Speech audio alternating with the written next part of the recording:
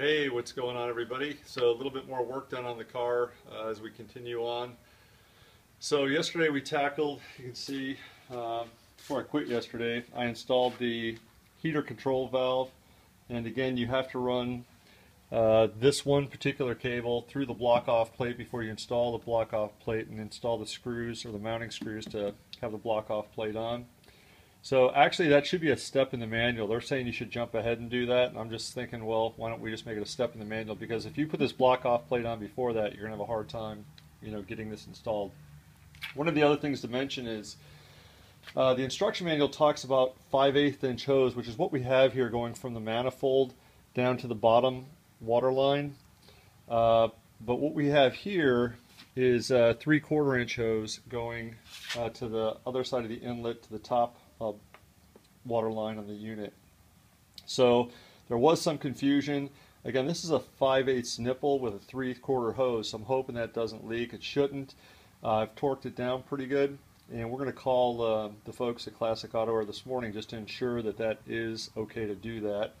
Again, I've cinched it down really well, so it should not leak. So we've got this piece done. The next thing they ask you to do, you start getting involved with getting the ECU installed, which is the electronic control unit.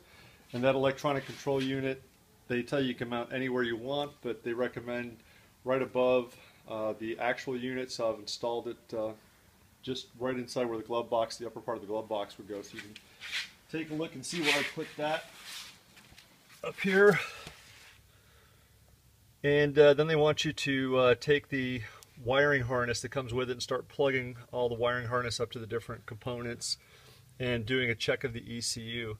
Now that runs into an issue for me because, as you can see over here, I have not installed my heater head unit that I have done the adapters on. So that's an issue, so I've got to get that put in before I can do that ECU check. Also, as you can tell, right here is where the new louver that comes with the custom auto air kit is going to go. So I'm going to have to get a die grinder out and cut some of this metal out of here for that new louver, center louver, to go into. And also you have to cut into your bezel assembly. So I'm going to start working on that, and then I'll do a check on the ECU today, hopefully.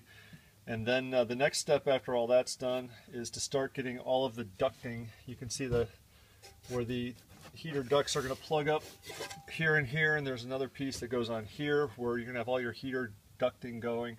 So I got to get the ducting in, get the radio in, get the heater assembly in, and start finishing up those pieces. And then once that's done, hopefully today, again, hope, but I'm trying not to rush through this project. Again, when you start rushing through these projects, things don't go so well. So we're going to take our time, but our condenser unit is going to get mounted. I'm going to finish pulling out these kidney pans and these pieces here. And then the hood latch assembly has to all come out.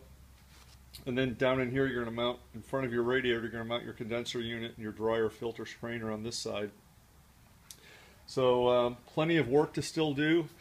I would say if I had to, I'm about halfway through this job. And we are going to keep going and having fun with it. So take care. See you in a couple more minutes or seconds when you're watching this video edited together. Later.